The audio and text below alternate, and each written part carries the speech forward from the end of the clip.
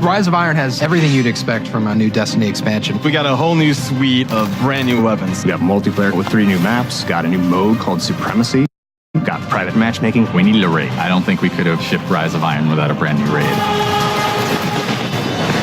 Tons of new armor, tons of new gear. There's a story campaign with characters and cinematics. New public events, new patrols, and new secrets to uncover.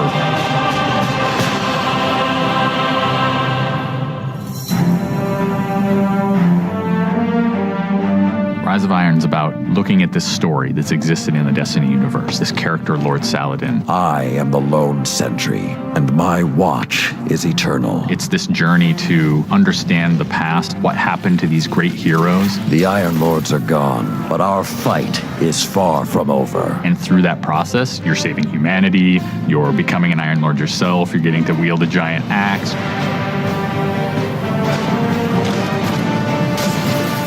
The idea of playing through a blizzard is something that we've never tried, and you're going to see that in Felwinter Peak. Felwinter Peak is very interesting because we've never had the player fighting through a social space before. When you walk in there for the first time and the fire's lit and it's just casting glow up onto these 8 heroes, you've been holding their weapons for 2 years. When we can take those elements of Destiny and put them all together into one coherent moment, I think is awesome.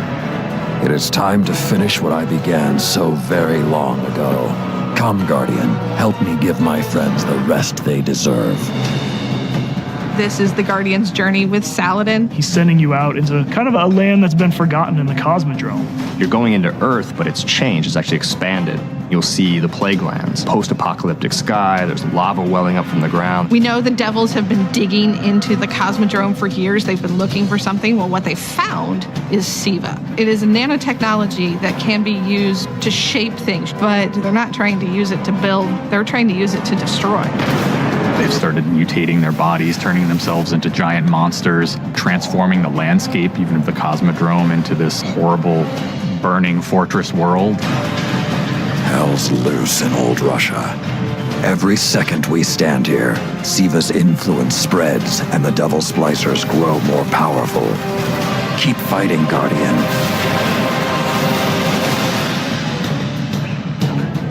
After the campaign finishes, you have patrols that really tell the story of this continued infestation in the land. And we have a new strike that shows just what the Fallen are doing with the SIVA.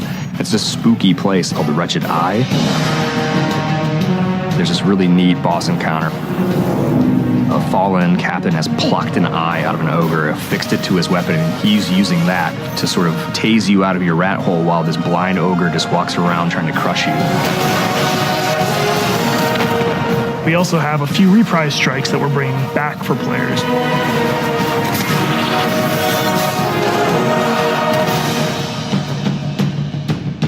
We very consciously set out to create a journey.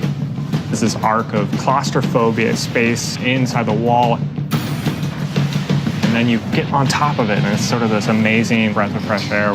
You get this vista from the Cosmodrome, it's lit on fire, and there's this Death Zamboni who's just trying to crush your bones to dust. This giant machine with a ball arm, spikes on it. What does it mean in a raid when you've got to run? I actually want that tension to exist. There's something really emotionally powerful about going on a journey, reaching to the top of the mountain and then crashing back down, confined once again. I think players had a lot of fun when they played Court of Oryx on the Dreadnought, and so we wanted to create a similar type of experience in the Plague Lands, give it this different theme. You ready for this? Almost Thunderdome, Mad Max kind of feel, where you jump into the ring and the walls get closed off and then it's just Fallen start pouring out. Here they come. And you get a giant flaming axe and you just start beating the crap out of guys.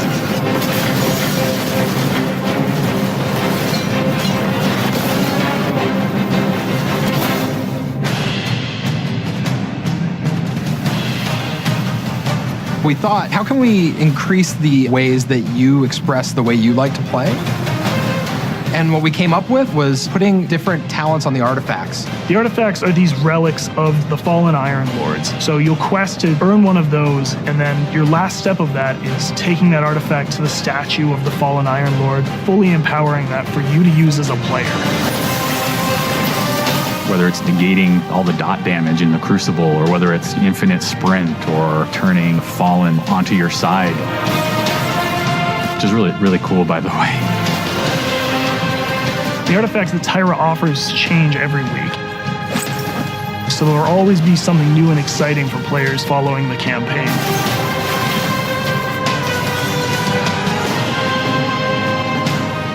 When you put snow, everyone thinks of pelts and cloaks and hoods. It wouldn't be a knight's tale without a knight's armor. When you look at the Iron Lords and you look at the Raid set, you look at the Iron Banner set, or you look at Trials of Osiris, they're all new with a much wider palette that players can pull from. And when you throw ornaments on top of all that, we're going to see a lot more variety in gear. So the ornament system is this really cool thing that lets you take some of your favorite pieces of gear and then you customize this weapon the way you want it to be. You got your raid weapons, you got your Iron Banner, we got new exotics, old exotics. Do you like sidearms? We got all the sidearms this time around. Gjallarhorn, enough said. Coming to the Crucible and Rise of Iron is a new game type called Supremacy. Defeat your enemy, claim their crest. It's a fast-paced 6v6 game mode where every kill you get, Guardian drops a crest. Picking up the crest gives you points. Their glory goes to you, Guardian. It's a constant battle over picking up crests and making sure that you're with your team and not out of position. If you pick up an enemy crest, you deny the enemy those points. Excellent recovery. We have new maps. We always have new maps. There's Last Exit, lots of twists and turns, lots of really good close combat. Then there's Skyline, a Clovis Bray headquarters building on Mars. It's a symmetrical, large map. The last one is Floating Gardens, which is an open map. One thing we're really excited about in Rise of Iron is the introduction of private matches. Can't wait to see what people are going to do. They're going to go fire up whatever match they want, play with their friends, host tournaments, have fun arcadey games. They don't have to worry about our matchmaking stuff. They can do it all themselves.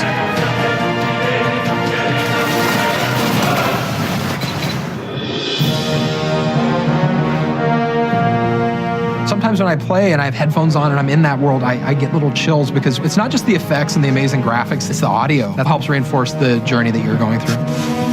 We really want Destiny to feel like it's a natural world that you inhabit, like it's a world that could exist, that does exist.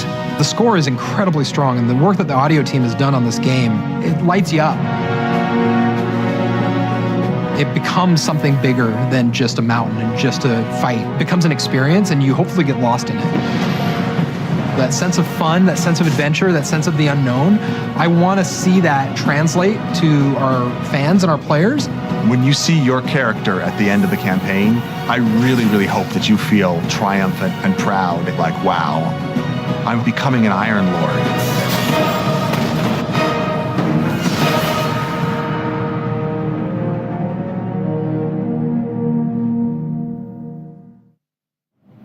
Greetings, Guardians.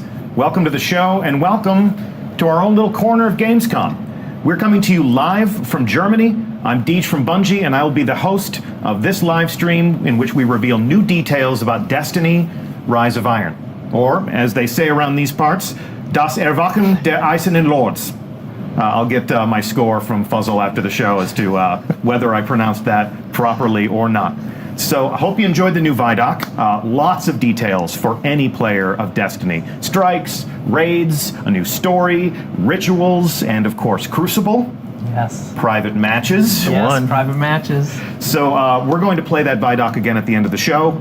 I know you want to see it again. I pick a new detail out of it every single time I watch it. A huge shout out to Jim McQuillan and the entire Fish Tank team at Bungie for putting together the perfect opening for our multimedia festivities here. So we're going to play that again at the end of the show. We're going to upload it to YouTube so that you can watch it, screenshot it, watch it again. But don't scurry off to do that just yet. Please sit tight with us right here on stream because we've got a lot more to share with you about Destiny: Rise of Iron, including private matches. Private matches. I'll say to you what I said to Christopher Barrett and Scott Taylor at in the original reveal. On behalf of a grateful Guardian nation, I thank you. Welcome, I Bees. thank you. You're welcome. This will change everything. So I have on the hot seat this time Lars Bakken and Steve Cotton. If you've watched our streams in the past, you know these guys. I work at Bungie because of the action these guys created, multiplayer action in former Bungie games. I've been jumping through your hoops for almost a decade now. So let's introduce you to the people in our audience who may not have gotten acquainted with you previously. Lars, talk to them about what you do at Bungie. Sure. I'm a design lead on the Crucible, and so that means all up everything there. So maps, modes, events like Trials of Osiris, Iron Banner, and also inclusive of all the new stuff, the new maps we have in Rise of Iron, Supremacy, and of course, private matches. Private matches. Yes. And Steve Cotton. How you doing, Deej? Back from the reveal stream where we That's showed right. the world the It's only a couple Galar weeks Wing. ago. Yeah, exactly. It seems like just yesterday.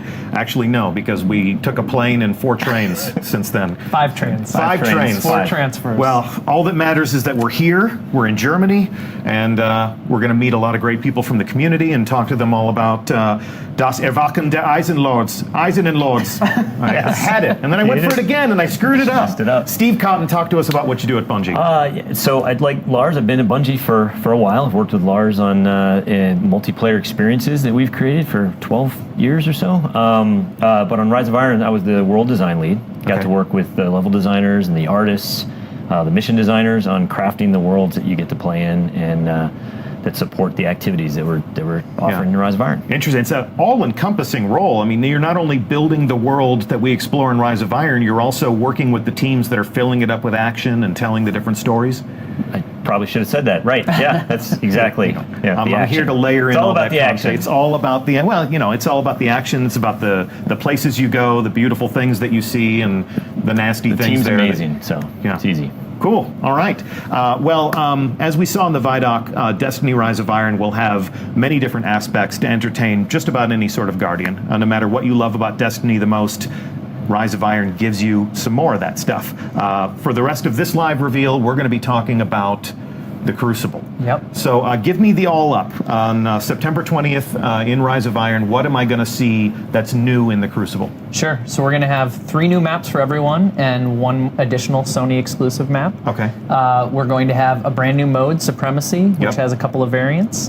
And then we're also going to have private matches. Private matches. Now we're going to be using private matches today as part of this live stream to show you how Supremacy plays out. Before we go into that, let's pretend that it's the first Iron Banner. Okay, the game mode will be... It'll be featured in the first Iron Banner. That's something we're pretty excited to do when we first talking about what happens when the first Iron Banner comes along in Rise of Iron, and felt like it was a great Supremacy, great way to launch it. Okay, so it's the first Iron Banner. You and I are in a fire team. Yep. I haven't been paying attention. I'll cast my role. I'll cast myself in the role of somebody who hasn't been paying attention. Our ships are going down to the destination, and I say, "Hey, how do I play Supremacy?" What would you say to me? You're on the wrong fire team. No, come on. All right, I'm going to cast you in the role of the helpful person from our community that actually helps people play the game. We'll help you. I can do that. Yeah. What would you say? So Derek just talked about it on the stream, but if you take the base of Clash, which is our team deathmatch, add an objective on top of that. So every time a Guardian dies, they drop a crest, and the only way to score points is to grab that crest. Okay. And what are the crests? I mean, what's the meaning in the world of Destiny? The crests are not just a representation of your class. They're a representation of your honor. So this is Shaq's favorite game mode. It's about glory. It's about taking other people's honor. And you can defend your honor by taking your own crest back before the enemy can get it. So now you said it's not just about your class. So when I look at someone's crest, I can tell if they're Hunter, Titan, or Warlock. Yeah, and I know you're gonna have a special time. I'm gonna relish picking up those. Apologies in advance, hunters. I'm gonna relish picking up those hunter crests because y'all have it coming with your golden guns hunters. And your blade dancing and your Cosmo knows what I'm talking about. All right, so you can also defend your teammate's honor. Yeah, so once the crests drop, red means hey, go grab it. That's the enemy team. Blue means it's your teammates and you want to pick it up, which means you grabbed it. The enemy team doesn't get to pick it up for points, and you completely denied them any score. Okay. let's see how all this plays out. We have assembled in the room next door. I can see them right through this glass door right here. We have a delegation from the international community. There they are, and we have 2 teams assembled to fight for glory and honor. We have Alpha Team, and in first chair as their team captain, we have Bungie's own Brandon Bjarnason. How you doing, Brandon? We have Lean from Zombie Factory. We have Story Machine. How you doing? We have Activision Tackle Dummy number 1. We have Corey Watson, also from Bungie. And we have Activision Tackle Dummy number 2. Now, moving over to the other side of the wall, we have Bravo Team. In the first chair, Team Captain Dave Petty from Bungie will lead them to glory if they are so able. We have Fuzzle from Destiny Reddit. We have Malika, right here from Twitch. We've got Optic, and we've got Soki, representing the Spanish community, and we have Yoda from Zombies Factory rounding out the rosters. So let's take a look at these handsome fire teams in orbit, and this will be our first official glance of the user interface for private matches. So there you go. First thing I need to call out as an old crusty dyed-in-the-wool Bungie clan overlord, in the upper left-hand corner of the interface, blinded by the sun, we have your clan affiliation. Now, we're playing in the development environment, so clans were not available to us. But you, as a player of Destiny, when you host your own private match, we're putting the name of your clan on the side of your clubhouse. Yeah, this was really cool for us. It's a way to make clans feel more integrated into Destiny. We're doing some other things as well that I don't think we'll talk about yet on the stream, but we'll show your clan affiliation. Anytime someone jumps into your private match in the lobby, they'll see your clan, they'll see your clan tag, and if you don't have a clan, like as we're currently seeing, it'll push you to go to Bungie.net and join a clan or create a clan. Exactly. We will entice you to join a clan. I highly recommend it to any player. We'll have a new clan roster in the game. It's just all of these are tools that are going to make it easier for you to fill up a private match with worthy adversaries, worthy teammates. We're looking forward to clan challenges against each other, friendly pickup matches. The only other thing I'll call out before we launch is we can see the roster. Everyone piles into this room. They form up into 2 teams. They can use the L1 or R1 buttons to flutter between teams. You can see Brandon doing that for us. So he could switch teams that easily. And you have a lot of flexibility here. You can do a 6v6 match. You can do a 3v3 match. Yep. You can do a 1v1 match. Okay. Between you and I, Deej. I think that'll be fun. Yeah, sure. Let's settle the score, Lars. And the other thing we won't show on the stream is you can start a match by yourself. Really? Yeah. So if you want to go in and check out the new maps, if you want to go in and see where the ammo crates are, how Practice the game types your work, jumps. or you just want to sit and watch The Traveler, in Twilight Gap, like go for it. Sure. You got a private soundstage for your own creativity. Okay, that's awesome. So we are putting the keys to the Crucible into the hands of the player. Guardians, if you are ready, you're go for launch. So take us out. And thus begins the first official private match with the Destiny community. This is a special moment, and I thank you for it. It's exciting. So as they take off here and make their way down to the destination, Steve Cotton, talk to us about the world that we're going to visit. Yeah, so this is Floating Gardens, one of the new maps in Rise of Iron. Yeah. It's a Vex map on Venus, but it actually has a really interesting history. Way back in the days of Destiny 1, when we were first making Destiny and making Venus, we had concepted a lot of different areas that we wanted to go to. One of which was called the Well of Iron, no relation to the Iron Lords. It's Well of Iron, and it's where the Vex would dump their fallen comrades into this pool of data milk. Anyway, the level designer Mike Vilterman was inspired by that idea, and what you'll see in this map is a lot of those elements. You'll see the data milk stream, you'll see the dead Vex bodies in the middle. Ceremonial statues that are reminiscent of the original Destiny adventure. It's a gorgeous map. So, and here they go, planting the flag. And our first private match with the Destiny community has begun on Floating Gardens. Talk to us a little bit about this map and what sort of... whoa, and you just come out swinging. So this is obviously a bit of a close quarters map. There's not a lot of room to get away from your opponent, so we're going to see a lot of action on this one. Brandon Yeah? got really excited. Like he hasn't had competition like this yet, No. so this will be interesting. It's okay, Brandon. Calm down. You can do it. Yeah, tactically, this map is a symmetrical map. So those teams started on equal sides. It's a lot like Pantheon. It's a little smaller. It's a little bit bent. It's what we call in-house a 3-lane map, where we give teams 3 equal choices at the well, not equal, but 3 choices at the beginning that converge sort of closer to the middle. And what you'll find here is that in something like Control, this kind of map, you put the center control point is in the middle, and you usually fight over that in some way. But with Supremacy, you just drop. You just dropped a crest. Traded, Nice. Traded and both dropped. Yeah, in Supremacy, it's more about getting to places that you know to be tactically advantageous, and places where you can not only kill the other team, but put you in a good spot to collect their crest, like he's doing here. Just collected a crest. So collecting crests is the only way to score a point in Supremacy. You're really putting the emphasis on teamwork here. Yeah, and it does this really interesting thing in the same way that Clash did before it, where it takes the action to different places on the map than, say, like a Control game, where normally you're fighting over control points. In Supremacy, you're fighting over the locations of where players died. So it automatically makes different parts of the map become the most concentrated at any given time. So you're constantly moving around the map.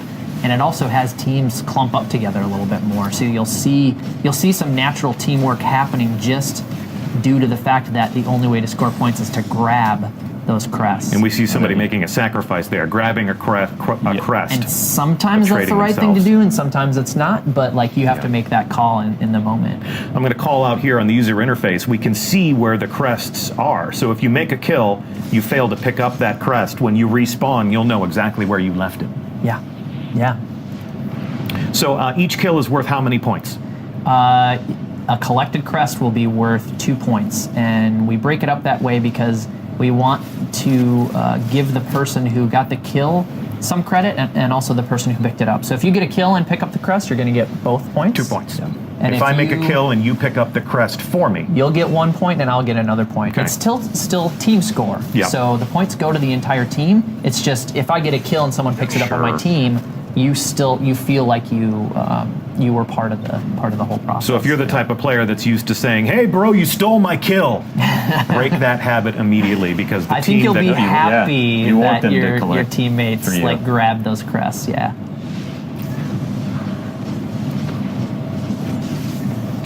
Boom. There we go. There So it like a gets nice it close quarters kill is nice, because if you use a shotgun or if you use something like Fist of Havoc, your downed crest is going to be right in front of you. Snipers are going to have a harder time with this. They're definitely going to need to collaborate with their teammates to do that collection work. Yeah, you can't just sit on one side of the map or down a lane, snipe away, and then expect to be super effective. If you don't have someone that is collecting those crests on your team, then you're effectively just wasting sniper bullets. Interesting, yeah.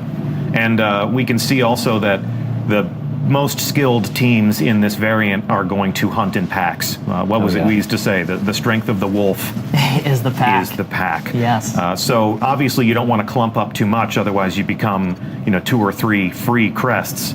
But if you don't have anybody working with you to collect those things, the point for making a kill is not guaranteed. You don't just automatically get the point for making the kill. Someone actually has to pick up that crest for either of those points to get scored, correct? Yes. And there we go. Gallarhorn. Wolfpack rounds ride again. Woo. Boom, boom. That was close quarters. That was dangerous. And the Stormcaller has something to say about all of that. Yeah, the guys in my clan call that the Storm Chaser, because as soon as you hear that, it's like, run, run, run, run, run, and that's what he does. He chases you. He or she, of course. So this is a smaller map. It's a symmetrical map. A lot of shotguns on this map, a lot of close quarters fighting on this map. What else do you hope will happen as you design a space like this? What's the full governing philosophy behind the 3 lanes of traffic? Well, you hope that the 3 lanes have like different experiences down each of them, right? So when you're making a choice, you kind of know what type of fight you want to get into. I mean, the shotguns are definitely going to be pervasive over here on the right, more enclosed areas, but on that outer edge where it's a little longer sight lines, I think you want longer distance fights. I mean, it's in Supremacy, the way it plays out. I think you have somebody supporting somebody else with longer range weapons, most likely. But you hope that. Oh, nice. There we go. You hope that stuff happens. Oh, denied. Couldn't get to the crest in time, but ended up taking out that guy anyways. Nice. Good work. Oh. So when you think of your favorite Destiny maps, there's always a portion of the map that's kind of the hot zone. You know, when you look at the heat maps, that's where most of the kills get made. Where do you think is going to be the sweet spot for a team to control here on Floating Gardens? On Floating Gardens, I mean, the 50-yard line's pretty popular, right? I mean, and where's that? That is right down. It's easy to figure out once you see it, but it's this Vex data milk river right down the middle of this map. So, and then there's a couple of different interesting spaces along that axis.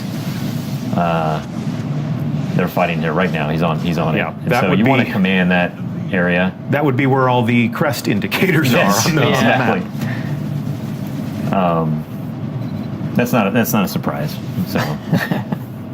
So these are two pretty evenly matched fire teams. This is actually pretty good. This is great. We brought in people from the community, and we were having them play against members of the Bungie away team, as well as our friends from Activision, who built this lovely space where all this magic happens for us. And we're, there's when the guys on the Activision team saw who was coming in to fight from the community, they're like, "Optic?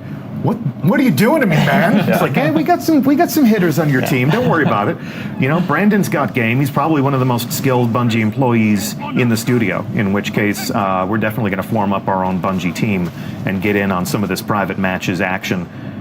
Nice. All right. That was a close match. Close match.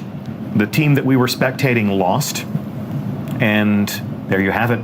Our first private match with the players in our community. We're going to play one more private match. I'm going to give them a moment to collect themselves, to return to orbit. Brandon's backstage, sort of fanning the flames of a game well played. We salute you. And whether your honor was collected or not, every Guardian is a hero of honor. So please don't take it hard. But we have more gameplay to enjoy. So we're here in orbit. Once again, greeted by the user interface that you would use to set up your own private match. So, Brandon, if you could, let's take them through the game options. We're going to continue to play Supremacy, but if we take a look at the game types, we have 3 pages of game types here. You're essentially giving them access to every single combat scenario that you've shipped with Destiny. Yeah, we tried to be. It was important for us to bring those modes in, especially the modes that maybe we're just weekly rotators in the past, some Inferno modes. So if it's not up for you that week, there's still the possibility that you can play Mayhem is always popular. Yeah, Mayhem as well. Like people you can get are always asking for a Mayhem Iron Banner, and I say, oh God, the horrors! I do not want to read those tweets, but they could recreate that for themselves. They could. Yes, absolutely. Okay. So all the game modes there, and then so you pick your combat scenario, then you pick your map.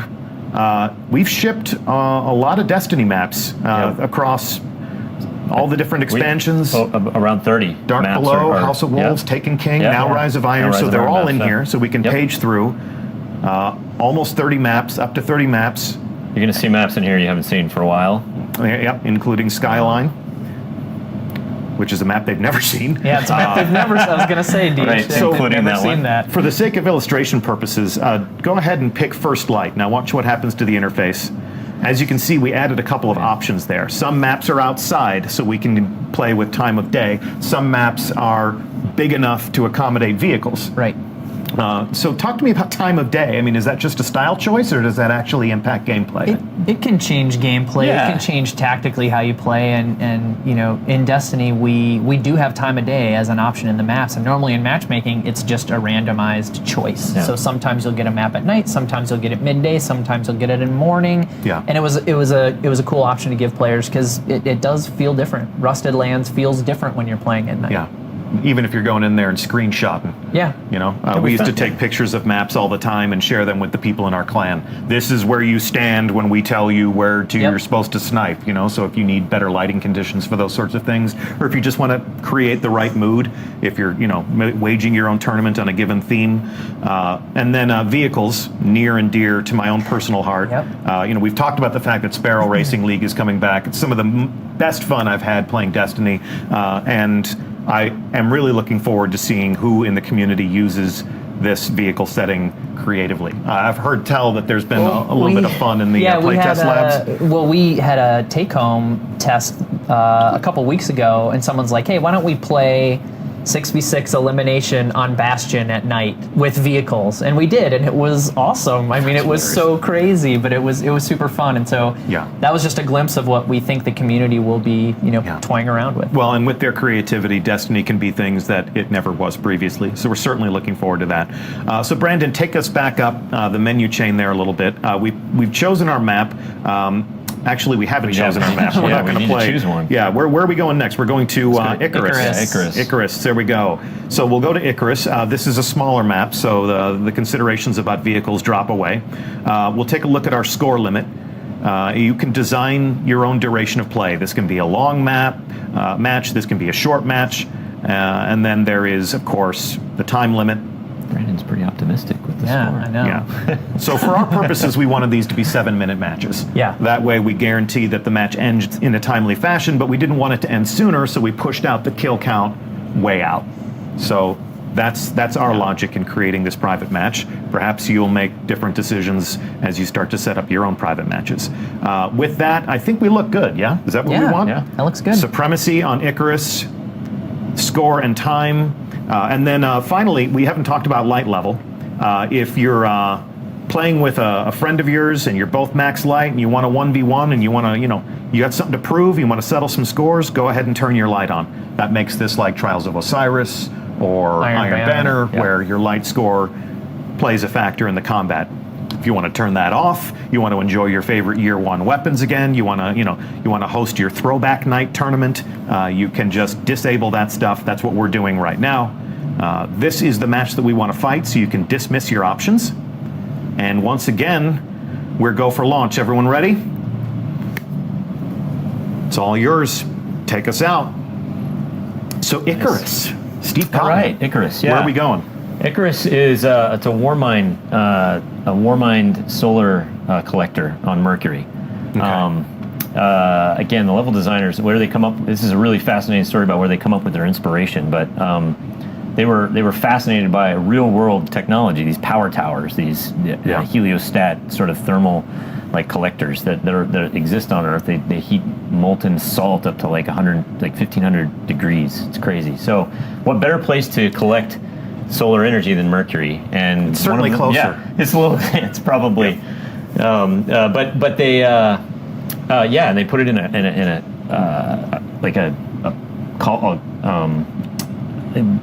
pit, basically, and put all the arrays of mirrors around that pointed at this thing. It's glorious. It looks amazing. Now, this is the first human installation that we've seen on Mercury. When I think about the Lighthouse, or when I think about some of the different Crucible maps that you've set there, it's usually Vex in nature, but this is, Warmind similar to Rasputin. That Golden Age tech is coming more into play here. So, let the games begin. This is round 2 of Supremacy, and as the match plays out, talk to us a little bit about how the environment is impacting the gameplay. Looks like we've got our first blood right there. This one's a little bit tighter than Floating Gardens. Is this a symmetrical map? This is a radial map. A radial map? Or you say round. Round circular in nature. No, it's a radial map. It's the interiors. It's a lot like Anomaly, but the exteriors are much more open. Again, this gorgeous skybox that the artists have created. Must be a Warmind thing. I mean, Anomaly is also a circular map, so the Warminds, they think in a circular fashion.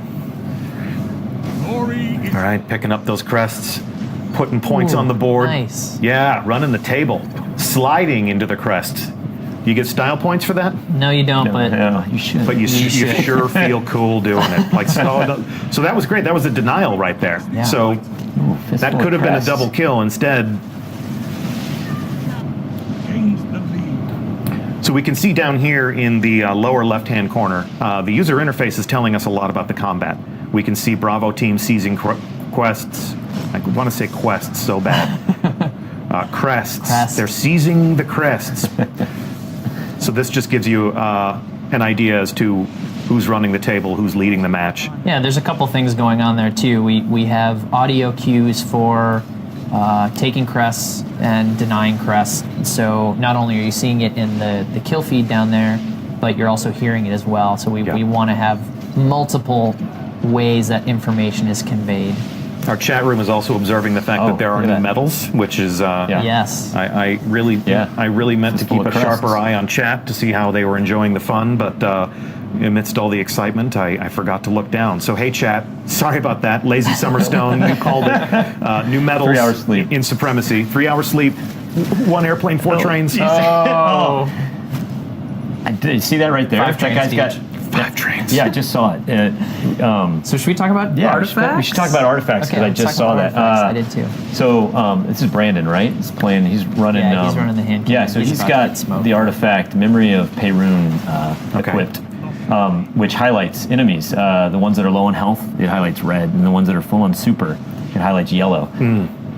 So you can see if somebody's about to unleash a super. You can see if they're charged. The time you have to react is it's going to look really small. You get used to it though, and it's very helpful in making just quick knee-jerk decisions. There you go. That was nice. He was low on health, and then he was dead. That's wicked. And all good things must come to an end. Yeah. So if somebody has a red glow, that's a visual cue for what the community would refer to as absolute. You know, this person is taking damage. They might not be absolute, but they'll be close. So their health is getting pretty low once they start.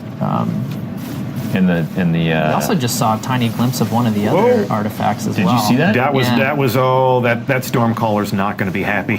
What was that? They were just activating the super and got gunned down in their prime like a Stormcaller dog in the streets. These matches are really close. Fistful of crests. Fistful of crests. Again. Yeah, so this dead orbit shotgun's doing a little bit of work. So we took a look at one of the artifacts, these new tributes to the Iron Lords, the things that change the way you play. Let's take a look at Dave Petty's viewpoint and see which artifact he's using. Right, so he's got Memory of Galian, so which enhances your tracker.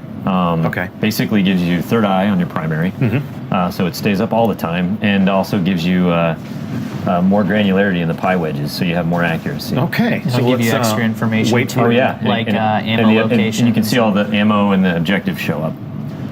And we'll wait for him to aim down sights, and there you go. The radar stays. That'll be awfully handy. Now there is one artifact where where you can take control of another enemy's mind. Do we enable that in the Crucible? That would be fun, but no. Can I take control of the brain of somebody who's elsewhere on the internet and ask them to go out and buy new snacks and stuff? Just AI. All right. Well, I want you guys to keep working on that technology. We saw something briefly though, like a few seconds ago before you started asking about that, where the crests actually have physical properties in the world. Look at there. Look at there. Down the stairs. That was like on cue. Wow. They're so cooperative. when they get killed, they move around. You can fire a rocket near it, a grenade. Like you'll see it move downstairs, ramps, and it's not a lot. It's pretty light, and we worked on it for a long time to make sure it didn't affect it so much as to be annoying. But it's there, and it adds an extra layer of interest to the game. Yeah, that really does. So Lars, Stormborn52 just tuned into the stream, and he wants to know if Rise of Iron has private matches. Do you have an official comment on that? Look at your Stormborn. I'm happy to say that yes. Private matches confirmed. We're actually playing one right now. It does say private test build up in the corner. That's just, that's our development environment. But private matches are confirmed in Destiny. Choose your combat mode. Choose your map, choose your time of day, choose whether or not you want vehicles, and right now they're enjoying a little bit of Supremacy, which is our brand new game mode, which is why you see this combatant picking up those crests. You left a hunter crest right there on the ground. And someone just took Sorry, Deej. These games are close. Yeah, these are some nail biters. These are some close matches. That's exactly what we want. That's good. And all we're fighting for today is a little bit of honor, a little bit of bragging rights, a little bit of stream hype, perhaps. Nice. So when you collect a blue crest is friendly quest. You sort of used the GI Joe laser color palette Yeah, here. well, we wanted to go simple. Yeah. And when you grab a blue one, you're actually denying the enemy team points. So Depriving the enemy. Basically, the simple thing to do, remember in this mode, is if you see a crest, grab it. Sure, right. Yeah. No matter the color. And then you gave us different colors for the crests so we could at least understand how the battle is progressing. Correct. Unlike those grenades where you never know if you're going to run through an enemy fog or a friendly fog. Look at that super showdown, and the hammers win. Got a few more hammers. There you go. You have redeemed yourself. Your team has won. Good games to all. Good games to all. Thanks so much to our community combatants for putting on a good show today. The first 2 private matches in the history of our community have played out, and exciting. We've got nothing else to play. We're going to save the other 2 maps. We're going to hold those in reserve. Actually, I believe our friends at Game Informer played on the other 2 maps, they've been kind enough to hold those cards close to the vest, and they're going to kick off what I understand to be a week of Crucible coverage after this stream. So if you want to know more about Supremacy, if you want to see the other 2 maps, and behold their beauty and the new geometry, keep an eye on Game Informer. Apparently, they're going to let slip with those details all week long. So let's summarize what we have learned, or rather, what we have taught, and what they have learned about the Crucible. When Rise of Iron comes out, I get how many maps? Everyone gets 3 maps, and there's a Sony exclusive as well. Supremacy is exclusive to Rise of Iron. Yes. Okay. It's a new mode that you're shipping with this new adventure. Yep. So if you want to play Supremacy, get yourself some Rise of Iron. However, if you want to enjoy a private match, who can play private matches? Anyone that has a PS4, Xbox One version of Destiny has access to private matches. So I got a Destiny 1 disc. I played it for a few months. I took a walk to play some other games, or I fell off, the radar of the community. I'm watching this stream right now, or maybe a buddy of mine says, hey, remember that thing you always said you wanted to do? They put it in now. So I can take my Destiny 1 disc, plug it into my PS4 or my Xbox One, download a whole bunch of updates. Yes. We've been busy. We've been busy in their absence. And you can enjoy private matches with all your friends. That's correct. You're probably going to ask them to turn light off, though, because you're not going to have. You're going to have all year one. Yeah, they might want to do that if they don't have a. You can have year one armor and weapons. You're like, guys, can we play without light? Sure, we can. Okay, so. We know the community is going to do amazing things with this new feature set. We're going to be watching. We're going to be learning from you, as we always do. This was one of the most frequently requested features. So I couldn't be more thrilled that you've taken it and put it into the game. And this was part of the Rise of Iron development cycle. Rise of Iron heralds the arrival of this new feature, but we're going to make it available to all players on current generation PS4, Xbox One. We know that you're going to have a lot of questions about how all of this works and what all of this means to the game that you love to play with your friends. So our friends on the Destiny player support team are going to hook you up with some answers.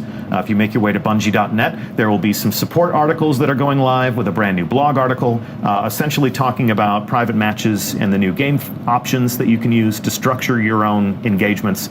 Some of the different clan features that are going live with Destiny Rise of Iron. Looking forward to that. Yeah, it's gonna be great. Forward to the tribal warfare that's going to open up between our players, hardcore communities.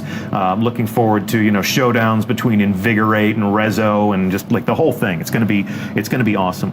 And then, of course, if you want to plan and manage your own Destiny tournament, we have just some guidelines, basic rules and regulations for how all that can go down so that everybody in the community can have some good, safe interactions with each other and that expectations are properly set there. So that's one thing to go check out after the stream. We are now going to go into quiz show mode so that we can summarize. You're doing quiz show mode. You're on the hot seat for a reason. Putting us on the spot. Yep. So we are going to be in this studio for the rest of the week. We're going to be talking about Rise of Iron. We're going to be playing the new strike. What's the name of the new strike? The Wretched Eye. The Wretched Eye. That is absolutely That's the first correct. quiz? That's the first question. Good job. You nailed that. Need like a ding or something. Yep. So we're going to be on this couch. Go to Bungie.net to see the full schedule of all the international streamers that are going to come in here. Different personalities, different languages, different points of origin. It's going to be awesome. We're going to meet a lot of people who love and play this game and lead the community in their own right. Next question. When does Rise of Iron launch? Is that for me or him? I think you should take this Let me just one. buzz in. Oh, I just buzz? That's a great question, Deej. I'm glad you asked. Well, there you go. September 20th. All right. So Tuesday, September 20th is when we all invade the Plaguelands for the first time, and then there will be the raid. Brand new raid. When does the brand new raid launch, Lars? Friday the 23rd. Bonus question. What's it called? Wrath of the Machine. There you go. You guys are on I did fire. it! It's almost as if you guys made this game. Tiebreaker. Okay. No, all right. Tiebreaker. Actually, there is no tiebreaker. That's the end of it. But if you're watching this and if you've missed out on one of the adventures to Destiny that we've released to date, and you want to play some catch up, we have some different ways for you to do that. You may have seen a trailer for Destiny: The Collection. That's your catch up bundle. It's all of the adventures that we have ever released in Destiny to date, including Rise of Iron, everything up to that point: Destiny, Dark Below, House of Wolves, Taken King, and Rise of Iron. If you're looking forward to investing deeply in the private matches, it's good to get all those maps into your inventory, or perhaps you just want to play and catch up and see what we've been up to while you've been away. If you don't want to play catch up, but you feel like your Guardian isn't combat ready, there's going to be a character boost so that you are ready for action, ready to run into the Plaguelands as soon as Lord Saladin says go. What else do we have? We have, as part of the Destiny The Collection, we have a digital upgrade path. So if you are one of our friends on a legacy console, mean to say a PS3 or an Xbox 360, if you own the Taken King on that system and you get yourself a shiny new PS4 or Xbox One, open up the digital marketplace on your new console, go to the PSN store, go to the Xbox Live Marketplace, you'll be able to buy Destiny The Collection at a discount. It'll detect that you have the Taken King, and it'll allow you to pick it up for $40. So we hope that makes it a little bit easier for you to continue your adventure with us. Wouldn't be the same without you. And this game is nothing without its community. I'm sure you agree. Agreed. Because you do great things for them. You do great things for them, fellas. So again, that's not all that we have planned. We put so much effort into building this lovely set, so we're going to get a lot of mileage out of it. There are going to be other people to come here and hang out with us. Looking forward to a lot of people from the community to come and tell us in their own words what they think of the Wretched Eye Strike and who knows what else. Thanks for watching.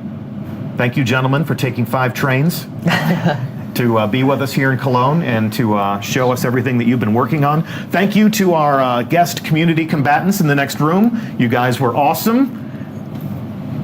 And we thank you for watching. I already said that, but I'll say it again. So this is the end of our stream. It's time to fan out onto the internet and get yourself some more details. You can watch that Vidoc on YouTube. We're about to play it for you again right here. You can check out what Game Informer is saying about the Crucible, and it may well be that one of your favorite YouTubers was invited to our studio a couple of weeks ago to play these things for themselves. So their embargo should be lifting soon, but just check it out. If you follow the right people on Twitter, you'll see a lot of links to new information. I am Deej from Bungie. This has been Lars Bakken. Hello. This is still Steve Cotton. And it's been our pleasure to host you on stream. Stay tuned to our channel all week long, and very soon we'll see you atop Fellwinter Peak. Thank you for watching.